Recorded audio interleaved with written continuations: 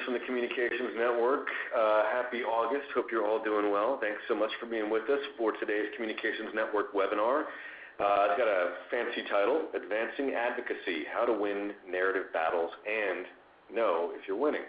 So we're going to be joined over the next hour by a couple of folks who are real pioneers in the space of narrative analytics. They're basically writing the book in real time, and that is Doug Randall, Emily Keene, and Damon Waldron of the firm Protagonist. You may have known them previously as Monitor 360. They rebranded not too long ago. And we're going to be talking, as the title might suggest, about narratives. Given the last few weeks, or heck, in some cases, maybe the last few months, last year, there have been a number of competing narratives that are battling for supremacy in our country right now. And certainly on the issues that you work on, it's almost certain that you are in a pitched narrative battle around whatever it is that the idea is that you're working on. Right? Every foundation and nonprofit at their core is animated by an idea or a set of ideas. And that could be everything from we need to be feeding the hungry, or lifting up the arts, or eradicating disease.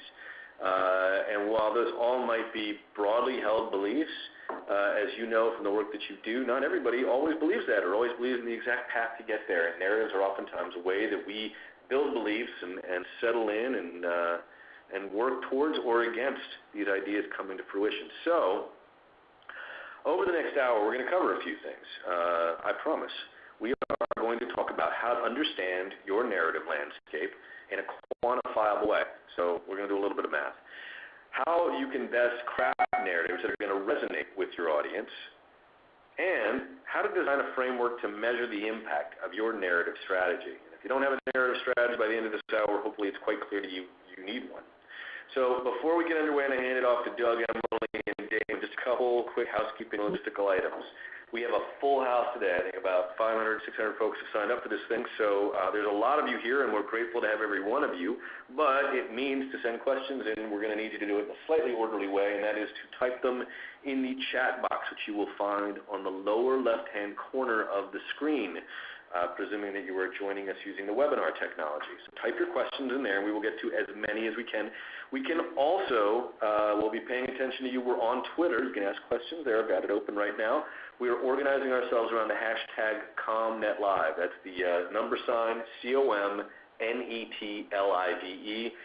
Feel free to share your notes or your questions, whatever it might be. A number of us are going to be there. And we will, as we always do, take your questions across the whole presentation. So we'll be pausing along the way. And as we always do, we will record this webinar. It's being recorded right now. We'll post it online at comnetwork.org for free replays probably in the next week or so. So thanks again for joining us. Let me go ahead and hand it off to the team from Protagonist. Guys, thank you so much for being with us. Do appreciate it. Why don't you take it away? Excellent. Well, thank you so much, Sean, for having us. It's been a pleasure since we've got to know each other over the past couple of years to join you in these and at the events, and fun to see how your organization is just growing and blossoming. And what a topic today. So we are finding ourselves busy these days, being in the world of narrative analytics. Let me tell you what I think what we're going to cover today a little bit. As you can see on the screen, we're going to talk a little bit about narratives and what they are. Introduce you to our own language, make a couple of arguments about what narratives are and why they're important today. We're going to talk about what it means to be in a narrative battle and to understand some of the techniques for operating in a narrative battle. We're going to talk about narrative analytics and try to give some really pragmatic tips for those of you who feel you're fighting narrative battles and are looking for some guidance. We'll try to share with you some of our experiences, and hopefully that will be helpful to you. We'll also walk through a case study. We're going to talk about how we worked with a foundation, Lumina, with narratives to try and highlight some of the things that you can pay attention to if you find yourself trying to switch a conversation, trying to influence people, trying to understand audiences and what's motivating them. And then we'll summarize and conclude with sort of a little bit of a provocation or just a question about whether or not this is an alternative way and augments how we evaluate and understand some of the work that foundations do. We're open to questions. We'll leave it to you, Sean, to facilitate those. and we're excited to do this. So thank you very much for having us. So let's get started. So first of all, I want to start with a definition. The definition will then get followed with a really simple argument. The definition is narratives. When we talk about narratives, we're talking about the deep and underlying beliefs that drive behavior.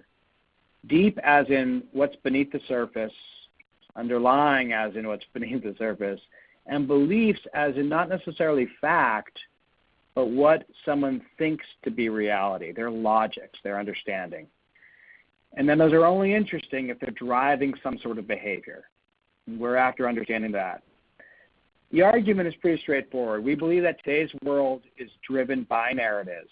And if you want to engage in or measure advocacy in any way in today's world, you need to understand the narratives. And so we're going to talk a little bit about what we mean by that today. So you don't have to look past the headlines. I mean, as you pointed out in the intro, Sean, you really don't have to go very far to see that narratives are really dominating so much of what's happening in the world today. There was a time when narratives were things that we talked about only around the campfire. In the Reagan administration, we started to talk much more about the national narrative. But now governments, corporations, foundations, it seems like everyone is focused on what is the narrative, how do we understand it, and increasingly, can we change it in some way? And so what we really want to know is not just what it is that people are saying out there, but why they believe what they believe. We want to get at understanding what these narratives are. And we also want to be able to measure them, to know whether what they're saying is changing, to know whether beliefs are changing.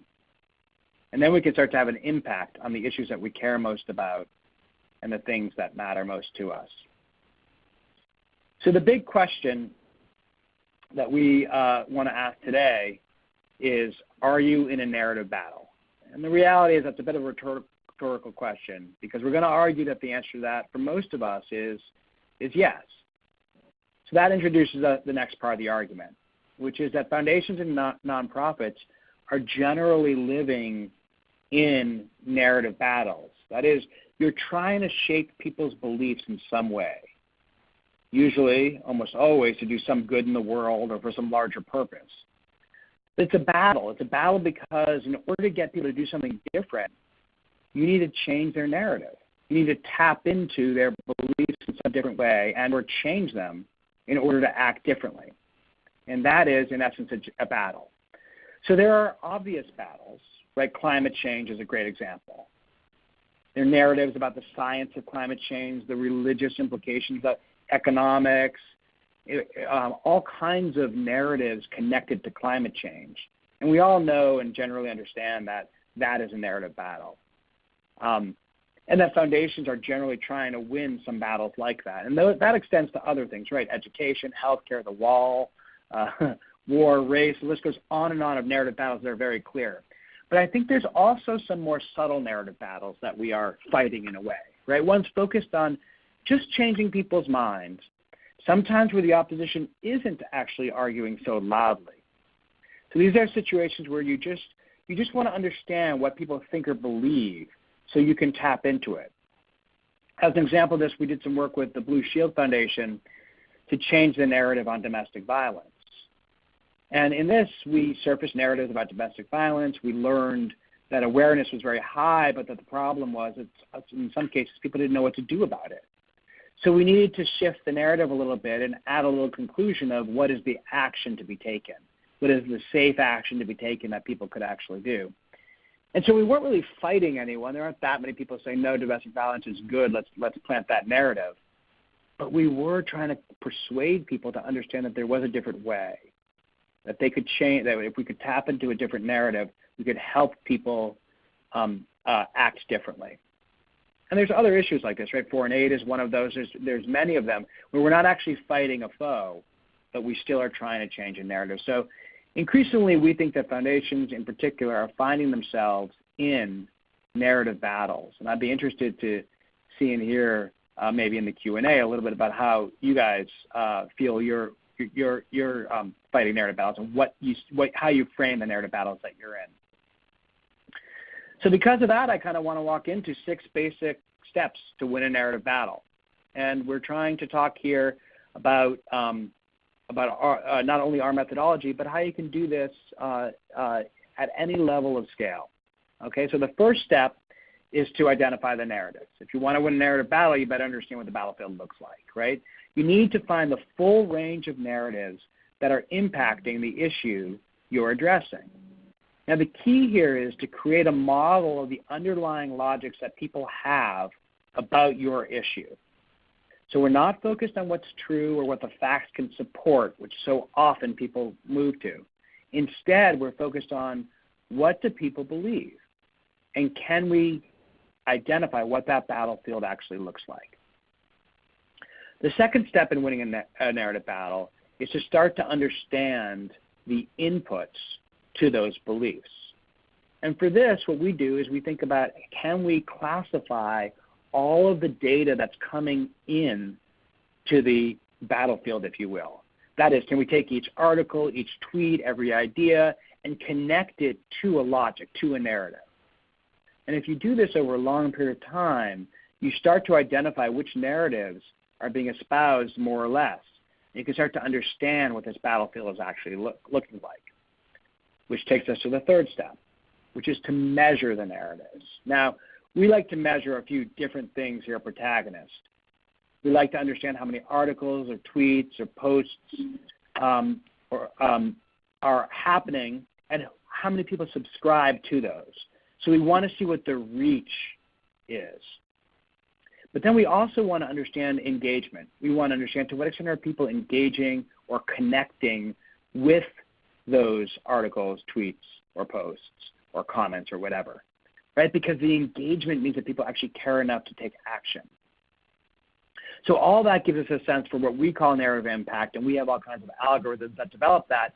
But in essence, this step is about understanding which narratives are resonating more and what's making them resonate, which brings us to the fourth step. The fourth step for winning a battle is fundamentally about figuring out what's driving the narrative. Let's look at who is behind a narrative. Who are the influencers associated with a narrative? Can we identify any brands or maybe some grantees or not-for-profits that are advocating for a narrative?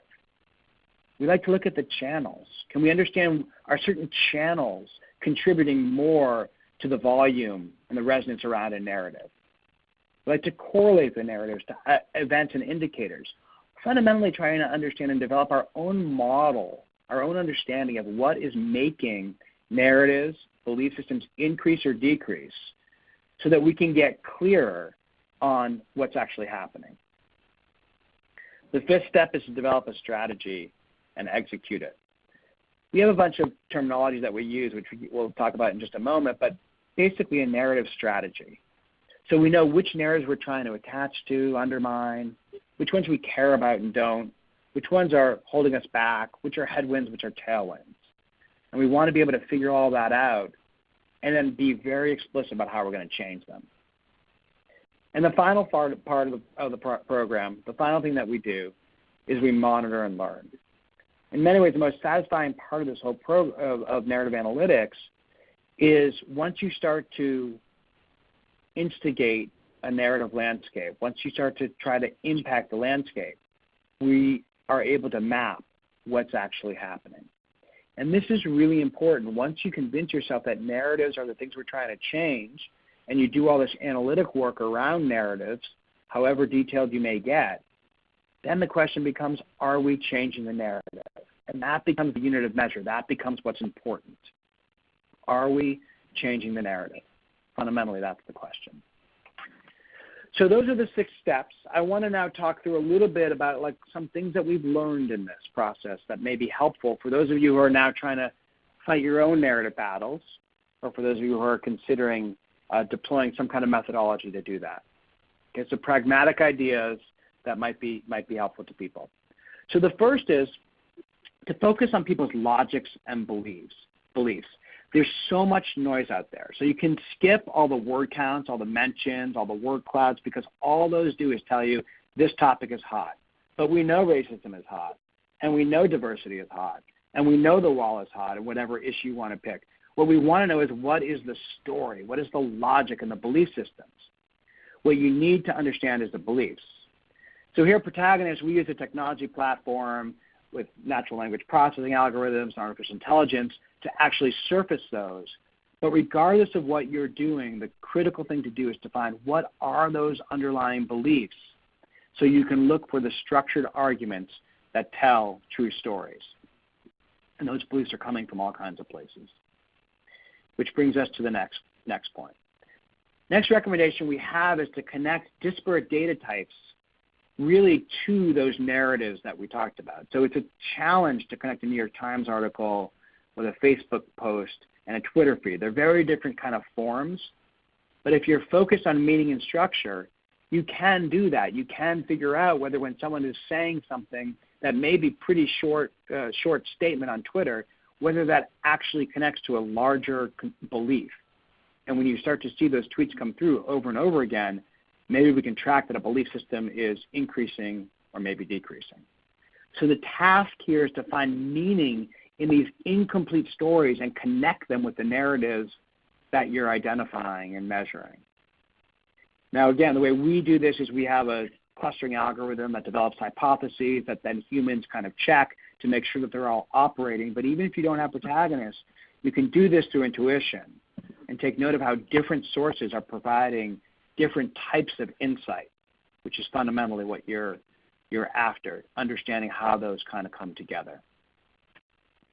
Then you need to determine what narratives are trending. Now, we measure narratives based on some highly sophisticated measures that look at audience reach and degree of sharing. Then we measure how connected certain brands or entities are with those narratives. Without protagonists, fundamentally, you can do this. You just need to figure out high, medium, low even in some circumstances, but just to know, have some sort of a benchmark so you know whether a narrative is increasing or decreasing. I'll give you an example of this in today's world. So the diversity narratives in Silicon Valley have been there for quite some time. We're just seeing spikes right now around some of the Google and Uber stuff. But what you want to know is, are those spikes meaningful, or are they connecting to existing narratives that have been out there for some time that are just getting amplified for a short period of time, in which case they're connected to a larger belief, something more important, something sort of fundamental that we need to figure out how to kind of address. So figuring out which narratives are trending is the next issue. And then finally, or not finally, but next, looking at the drivers of change. So sometimes there are influencers who are driving a narrative. Sometimes there's channels that are espousing a narrative more often. Sometimes it's about some specific event, right? When you look at narratives over a period of time and understand when they peak and valley, you can start to understand what's causing the change. You can correlate these actions with the change and maybe develop a model that eventually can even be predictive. Now, the next step in the process that we talked about is around determining what your strategy is actually going to be. And I wanted to share this slide because I think this is useful, because some people say we know we're in a narrative battle, but we don't know what are our choices. What do we do with it? So fundamentally what we think is, once you have this clarity of understanding, you've done all this analytic rigor, the question is, what are we going to do? And each narrative we should know, are we attaching to it? Right? Are we trying to connect to an existing belief system? Are we countering it? Are we using logic to argue against the belief system? Are we avoiding it because it's dangerous, it's a third rail, and we just shouldn't go near it? Or it'll go out of the press if we stop talking about it. Are we creating something? Are we finding white space in the conversation? Things that people know about and care about, but no one is pushing as strongly as it could be, and trying to create a narrative? Are we reframing something? Are we taking something and doing a little Aikido move on it? Or are we amplifying? Are we taking something that's already out there and just trying to get more of it? So just a couple of the techniques and underlying framework that we think you can pay attention to here. I want to just rattle off a few more tips, and then we can take a break, Sean, and see if there are any questions coming in. But here they are, right? So first one, narratives may not be true. You may not like them, but they are logics. And so this first idea is to find all of the narratives. Don't judge them, just identify them. And don't get caught in whether they're accurate or not. But the question is if someone, the approach is if someone believes it, we need to pay attention to it. Second tip, look at narratives over time, not just with the daily news. Day-to-day spikes don't matter so much, at least in the work that we do, which is trying to fundamentally change people. We see day spikes, as I mentioned before, with these kind of like these something like the Google diversity memos. But what matters is what we see over the long term. And when we see those narratives over the long term, those are the places that I think organizations like foundations can really dig in and try and cause change. Third, don't assume all channels are equal, right? So the channels matter. Don't rely on just the channels that you care about, right? That are that promote and support what you actually believe.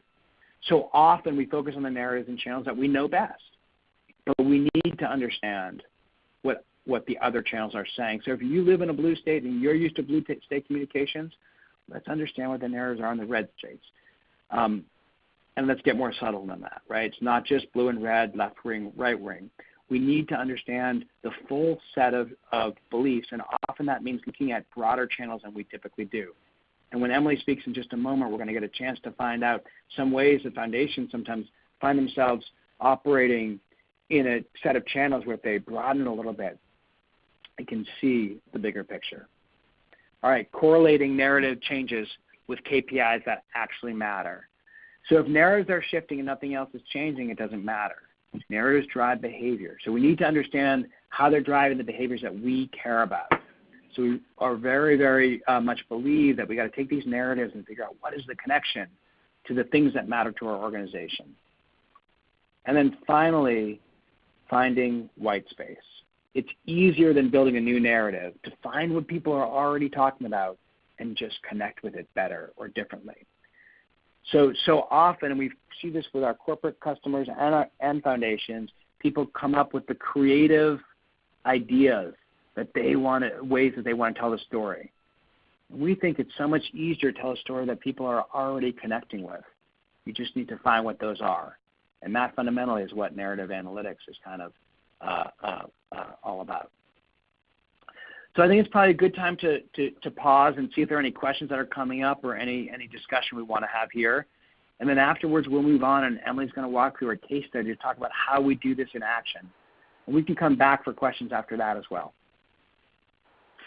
So we have a number of questions, and I should probably just point out you all were too modest to say so, but at least at some period in the company's history, among your clients were the National Security Agency and the CIA.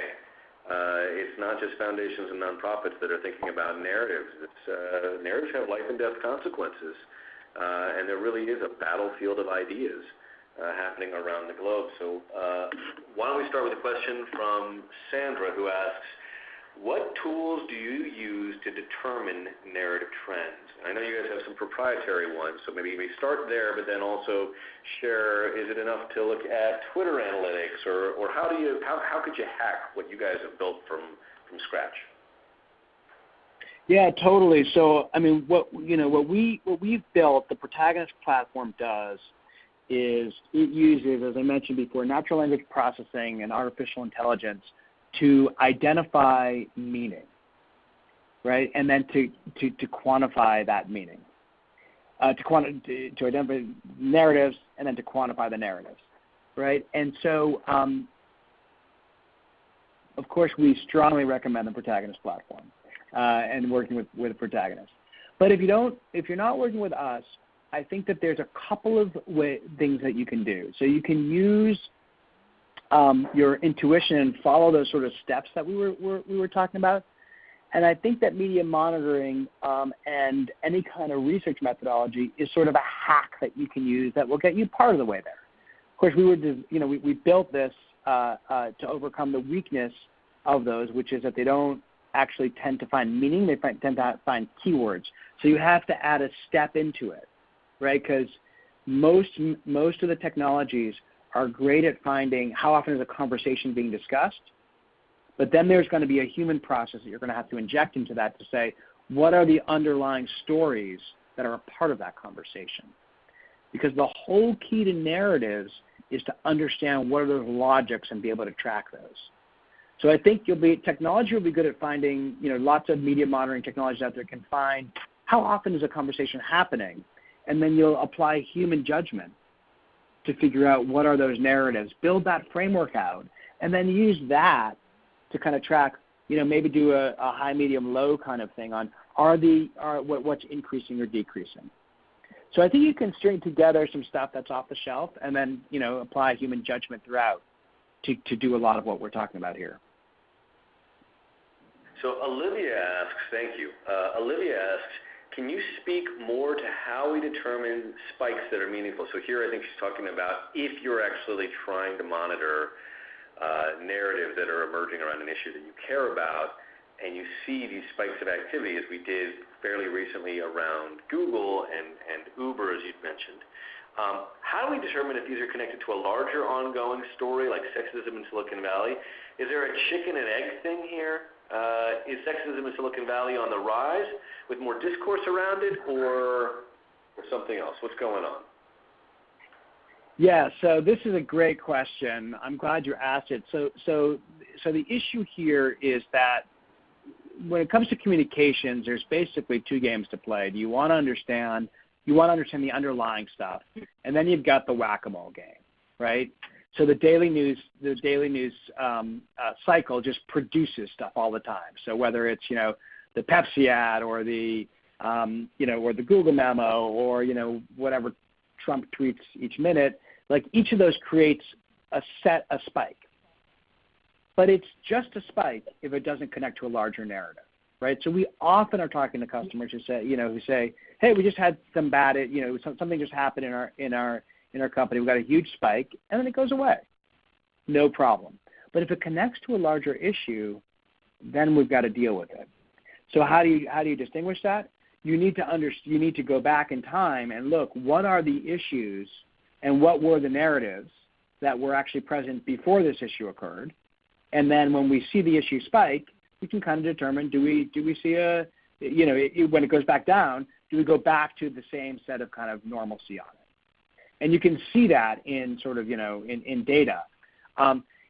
If you don't have the luxury of kind of going back, then the fundamental question is, does this spike connect to something larger? And does it keep coming back, right? Do we see it?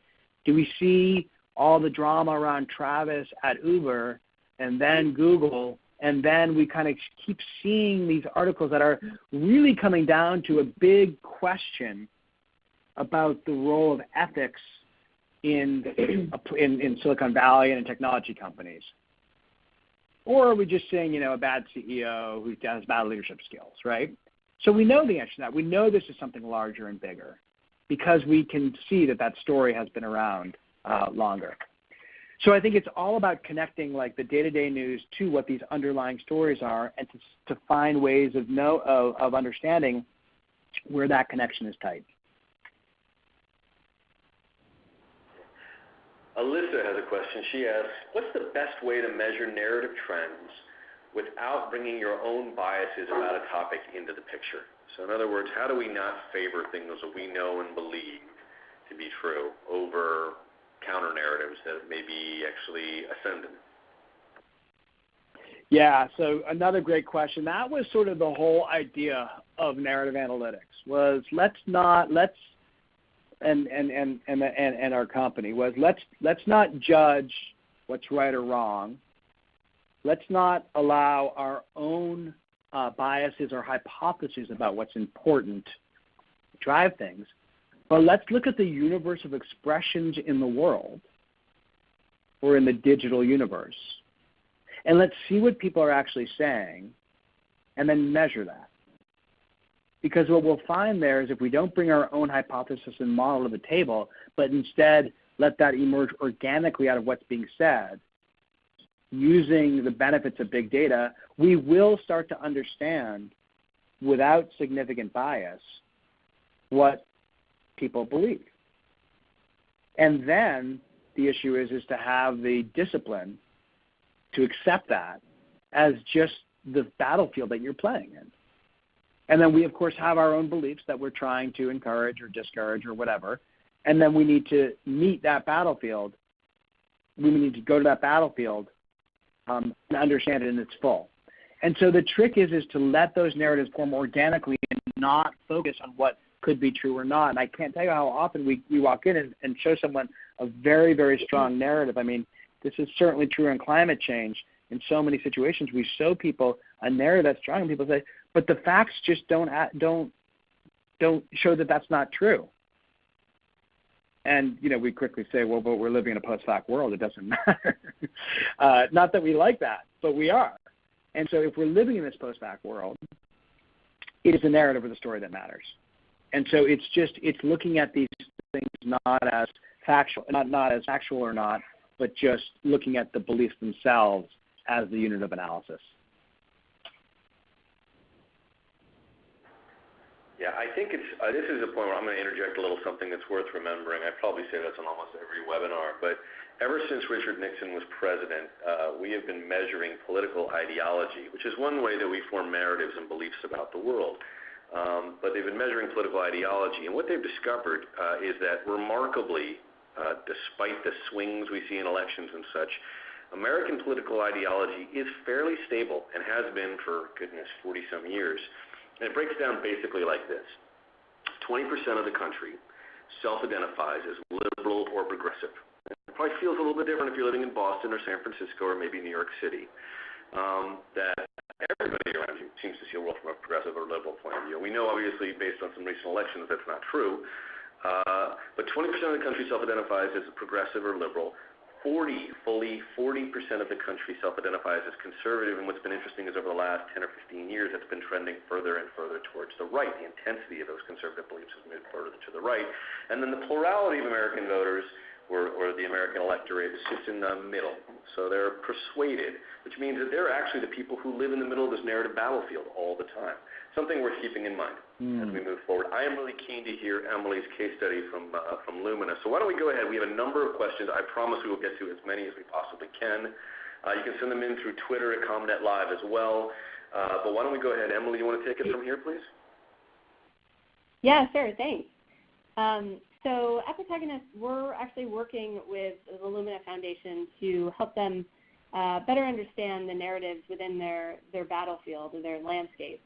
And Lumina's mission is to make higher education more accessible to all Americans. And they have this wonderfully ambitious goal to increase the number of Americans with some sort of post-secondary credential or higher education degree from 46% today to 60% by 2025.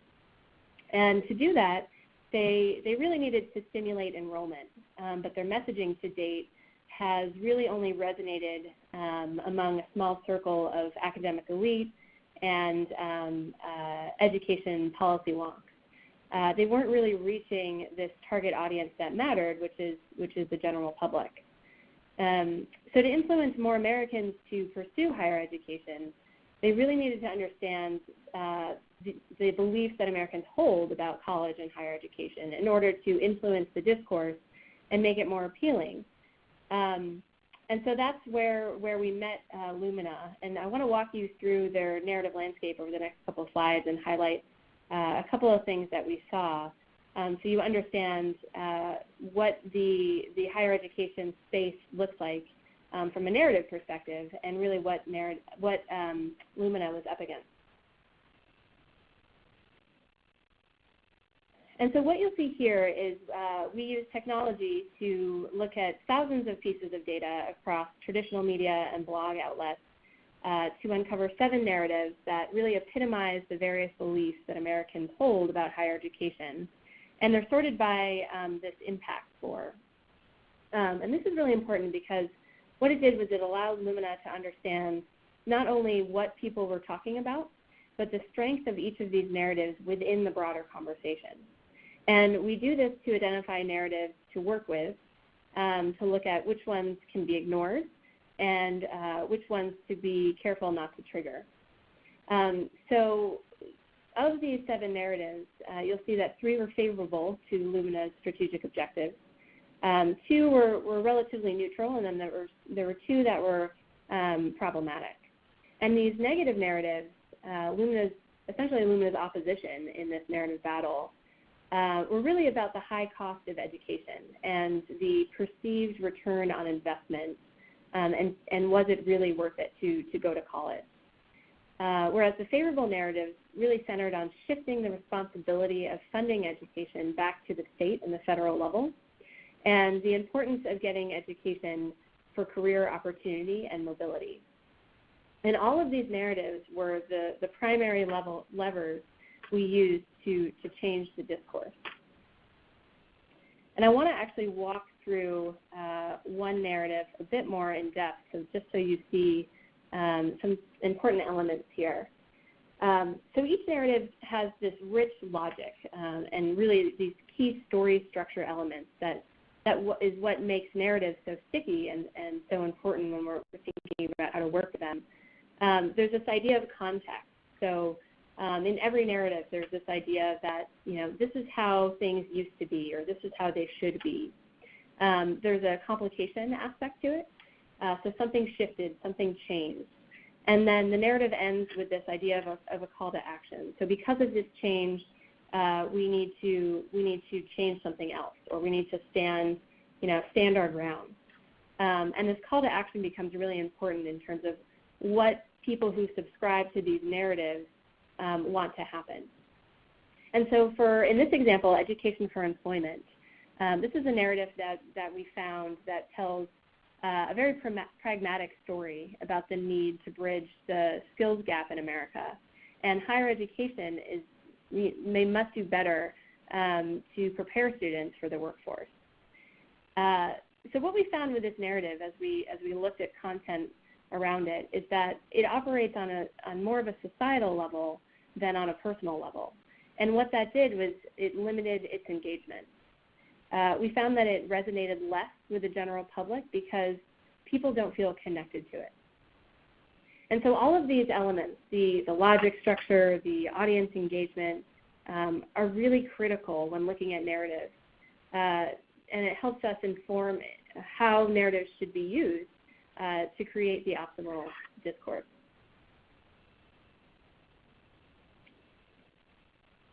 So we do all of this analysis at Protagonist. We surface these narratives, we quantify their impact and understand what's driving them. And then we put them on a narrative strategy framework. And what this does, which is what you see here, what it does is it plots all of the narratives within the narrative landscape, and it allows us to select focus narratives to move or invoke based on different factors. And so essentially it's how we move the chess pieces on the chess board, of discourse, so to speak. And so this particular framework for Lumina, it has the narratives plotted on favorability towards Lumina on the y-axis, and narrative engagement, or how resonant a narrative is, on the x-axis. And so what you'll see in the top left, this narrative I just spoke about, education for employment, has a high favorability but low engagement among Lumina's target audience. And this narrative is highly aligned with Lumina's overall strategy. And the more Americans that buy into this idea that economic opportunity is created by education, the more they're likely to enroll. And so Lumina really needed to add life to this narrative by amplifying it, using that narrative strategy Doug talked about earlier, to really amplify it through social channels and hitting it on the right emotional triggers, so people were more likely to connect with it. The other positive narratives in the top half of the framework, protect public education and prisoners as pupils, were highly engaged, but they were confined to low volume publications. And so Lumina really needed to amplify these by releasing this message through storytelling in new, broader reaching channels to improve their resonance. Finally, if you look to the bottom right, you'll see the narrative buyer beware, which had the second highest impact in the narrative landscape and is essentially higher education's biggest opponent, because it's questioning the usefulness of a 4-year degree, and is it really worth the time and financial investment. So for Lumina, what this means is they really need to reframe this narrative, to use another narrative strategy, to make this narrative more solution-oriented and take on adversaries more directly. And what's really valuable about this strategic framework approach is that we can observe trends over time and assess how not only the narratives are faring, but also how Lumina is doing in their approach in working with the narrative. And what we can do is track progress of their messaging around the favorable narratives and see if they're actually influencing the conversation.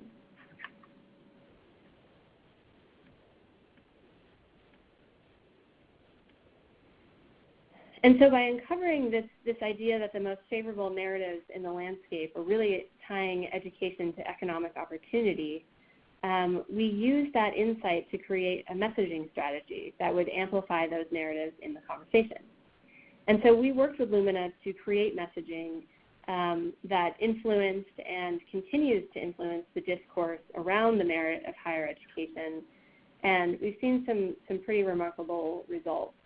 One thing that we've worked with Lumina to do is shift the way they speak about certain topics. And so this idea of equity in education is something that is very much an insider term. And we found when we looked at the broader conversation, people never said equity, they said fairness.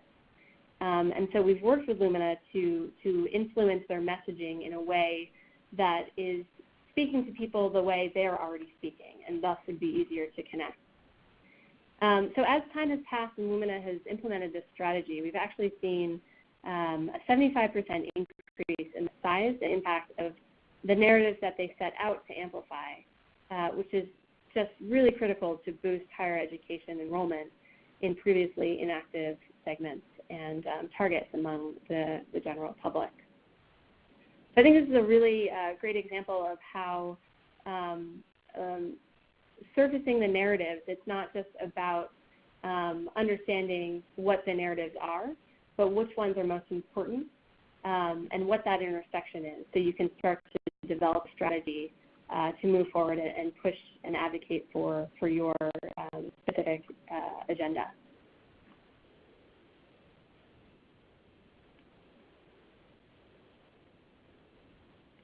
So I'm going to hand it back over to Doug to talk about some next steps, and then I think we're going to go back to some questions. Actually, before we do, Emily, Stefan Lanfer from the Bar Foundation, they do a lot of work in the education space, has a question that came in through Twitter at the ComNet Live hashtag. I wonder if we can just pause here and take a quick swing at it.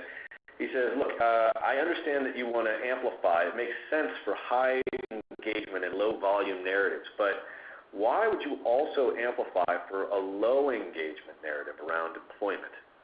What's the thought process there about employing that strategy? Yeah, that's a great question. It may be helpful for folks to see it in real terms. If we go back to slide number 24. Yep. So what we're seeing here for the low engagement education for employment is that this was really the narrative that connected most deeply with Lumina's mission.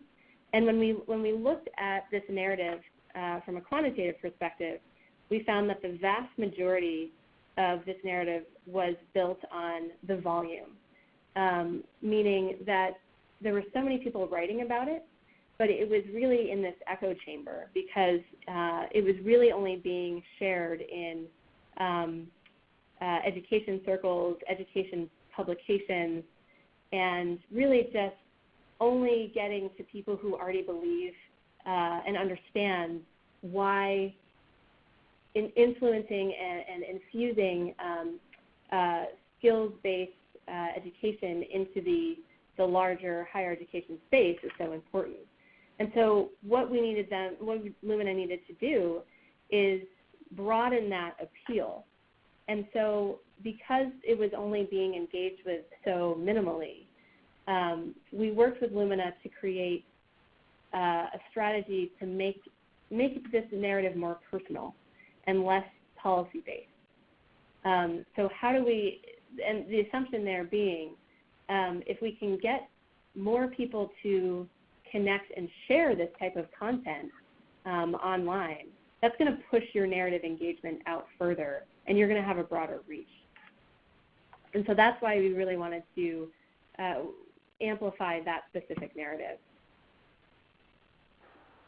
Gotcha. And I think implicit in all of this, and by the way, I hope everybody else's minds are being as blown as mine. If you read our recent issue of Change Agents focused on data and research, this is exactly what you're watching here, folks. It is exactly what we're talking about. There's a hell of a lot of science that's needed to do this work really, really well.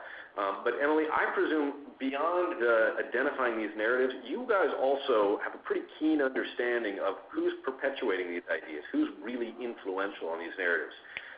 For instance, might be President Trump, not offering any judgments here, but projects and amplifies lots of narratives.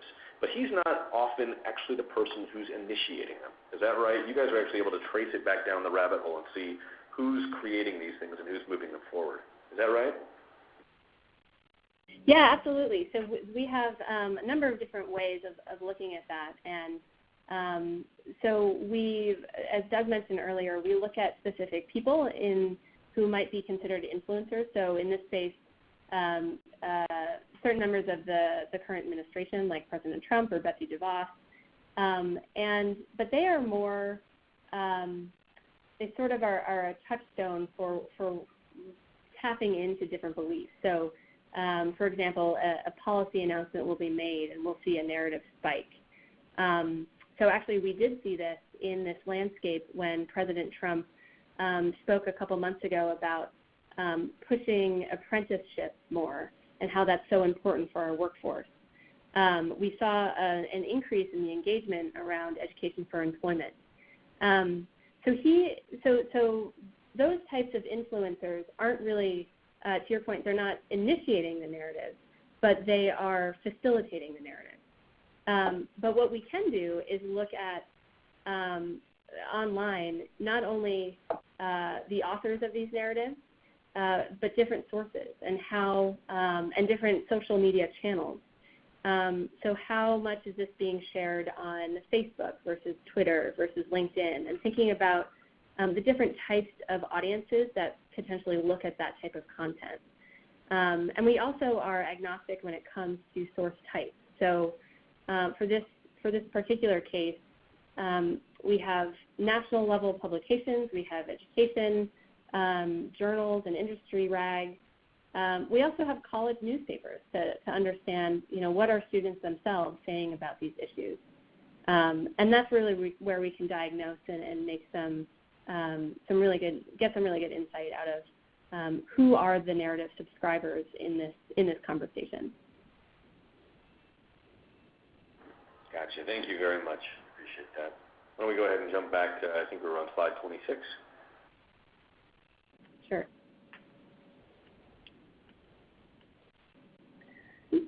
Yeah, so just as the final wrap from our end of the presentation, and we can go to more Q&A. I see there's some questions coming in. As I opened, right, we really see the world here at Protagonist through narrative, and we've been doing this for about 10 years or so, and in many ways have never been busier given the state of what's going on today. We've been honored to serve some of the best foundations in the world, some of the largest reaching foundations, and come to realize that narratives really have a special place in this community. So I'm really grateful for the opportunity to speak today. We started out using narratives mostly to help our customers develop strategies and hone their communications, right? And Sean, you mentioned in the beginning our roots are helping the White House and at times intelligence agencies to figure out what messages to deliver, when, and how. But now we're finding a really interesting place for narratives in this community, which is in evaluating the effectiveness of advocacy campaigns. So in some cases, we're working with foundations to establish a baseline for the conversations they want to influence and measuring the change. We're doing some work like that for a mid-year network right now, who is really eager to increase the amount of conversation about property rights as an issue, as a global development issue. And we're helping them to understand and compare the property rights conversation in the world to the larger global development conversation, and trying to understand, are they increasing the amount of conversation in the narratives that they care about in those areas, right? So in some cases, we're doing that, which is helping to measure whether narratives are changing, which I think is so important, because it's so much of what foundations do often is trying to change a narrative. So measurement is important. One of the things that we've also been doing recently that I've been really, really excited about is we're retroactively looking backwards at campaigns. So we're helping a large foundation right now look at, over the past 3 or 4 years, how has the climate change conversation shifted, and to what extent have this foundation's grantees or their messages been correlated with those shifts, right? So it's kind of an interesting thing. If you want to, if a goal is to change a narrative, let's measure that, and we can now do that retroactively because we're just working with data. We don't have to poll people. So I think that narratives are not only central to what foundations and not-for-profits do, but are increasingly an opportunity to evaluate effectiveness, which is what's so exciting, because that's how you can start to learn and direct resources in the right ways. So anyway, I want to wrap with a sincere appreciation for the great work that people on this call do, and to you, Sean, and to your full team for having us today. And it's really a privilege to talk about narratives and to think about how we can use narratives to tap into what people actually believe in and to help move the world toward a better place, which I believe is happening in this world today, even despite the blips and spikes that we're seeing. So thank you. Thanks, Doug, and thanks, Emily. And I know we are, obviously, it's hard sometimes to remember this, folks, but we are very much in a moment of transition across the globe. There's just been a lot of things that are very, very different today than they were 10 or 15 years ago. And I was actually speaking with a friend who's a visual artist just a couple of days ago, if you'll allow the personal aside, and she was reflecting to me that she thought it would be very interesting to walk into an art museum about 100 years from now, because she thinks that a lot of the art being created now, consciously or not, is actually a very good reflection of the folks trying to make sense of these moments that we're finding ourselves in across the planet. And so narratives are obviously a big piece of how we explain the world to ourselves. Tristan and Emma would nod if they were sitting right next to me here and say, I constantly challenge them when we're thinking about a program or project that we're going to do here at the network for you all. What do we want people to think? What do we want them to feel? What do we want them to believe? And you may notice that out of that triad, only one of them is fact-based, one of them is data-based. Feelings and beliefs, well, that's where narratives live, and they have very little to do with facts. Unfortunately, they are awfully persuasive.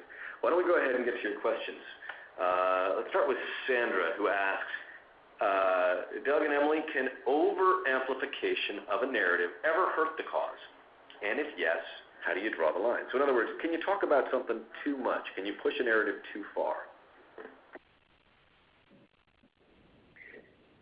Yeah, I mean, I think the issue here is to when we talk about amplification, we're saying, can you, how do you promote a narrative? I think it's all about how you do it, right? So if you're beating the same drum over and over again without adding to the conversation, that's not particularly helpful.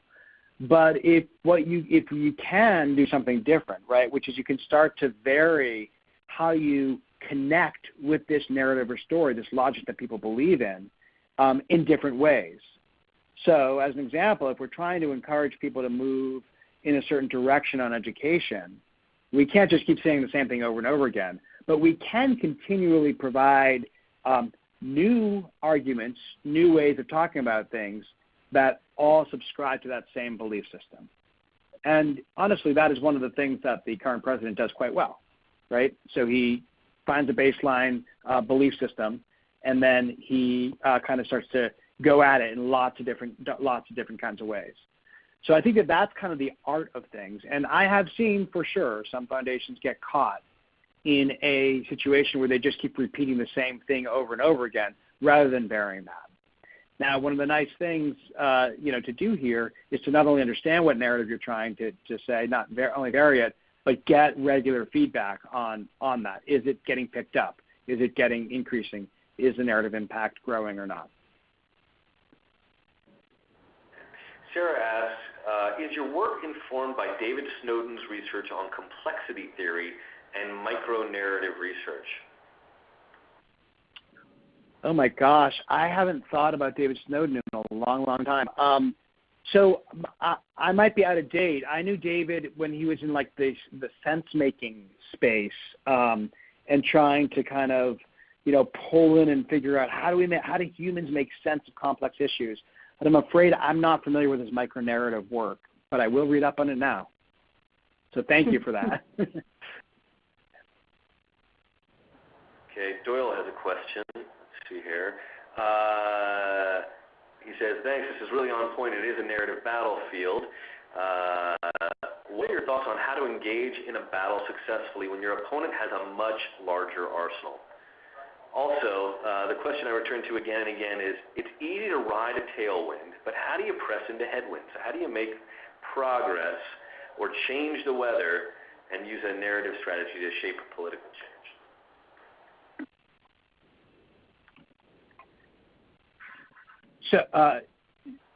So on the arsenal issue, to a gunfight. Sorry. Say that again, Sean. Oh, I'm sorry. I was just oversimplifying it and quoting the Untouchables. How do you bring a knife to a gunfight, or how do you win if you're bringing a knife to a gunfight? Oh yes. So I think that I mean, this, we constantly face this, right? So the big challenge here is the fundamental question that we're always asking is, do we have the resources to create a narrative, or do we need to tap into an existing one, right? So often organizations are trying to push something new, something creative and clever that they've come up with. But the resources required to do that are significantly more than tapping into something that people already believe and just trying to attach to it or amplify it.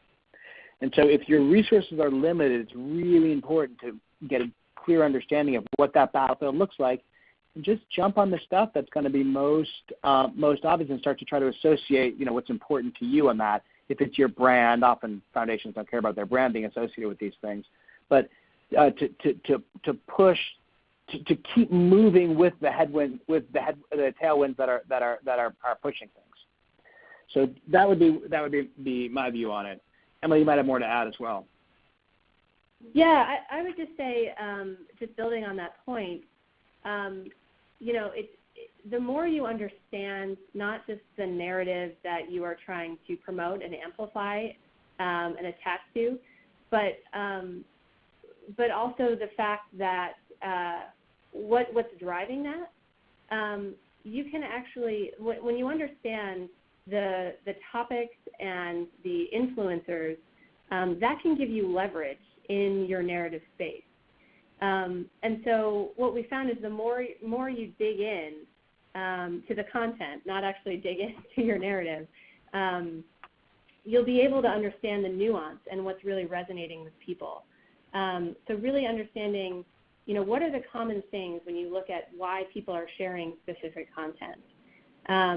So part of it is understanding sort of the smaller structure of the narrative and what makes it become a narrative, and that's where you can really have a difference and make a difference there. Okay, we are almost out of time. Well, let's take one more question, and then, folks, I think if you are able to, you can always tweet at the folks at Protagonist. They're at Protagonist Tech on Twitter. Allison asks, what role does Messenger play on the narrative battlefield? So we talked about the president a little bit. How important is the messenger in persuading or moving a particular idea forward? Yeah, that's a great question. I mean,